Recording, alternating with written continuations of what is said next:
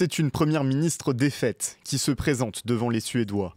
Pour la social-démocrate Magdalena Andersson, le coup près est tombé. La coalition de partis de gauche qu'elle menait n'obtient pas la majorité au Parlement. La dirigeante de 55 ans présentera sa démission ce jeudi. La majorité obtenue par nos adversaires est étroite, mais c'est une majorité. Je savais que ça pouvait arriver. Je suis préoccupée par l'évolution de la situation dans les années à venir. Avec 176 sièges, l'alliance entre les partis conservateurs traditionnels et les démocrates de Suède obtient de justesse la majorité absolue. La formation d'extrême droite, jadis paria de la vie politique suédoise, est propulsée deuxième force du pays avec 20% des suffrages. Mais le poste de Premier ministre est promis au chef de file des modérés Ulf Kristersson. L'ancien gymnaste a annoncé vouloir former un nouveau gouvernement avec un objectif, rétablir l'ordre.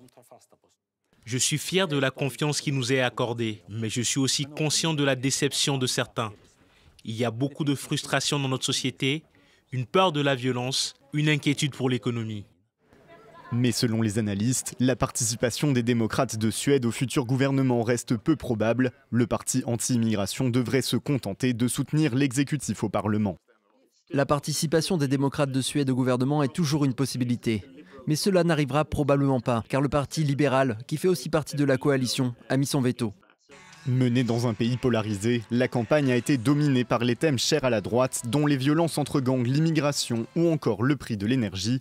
Le Parlement se réunira le 27 septembre pour désigner le nouveau chef de l'exécutif.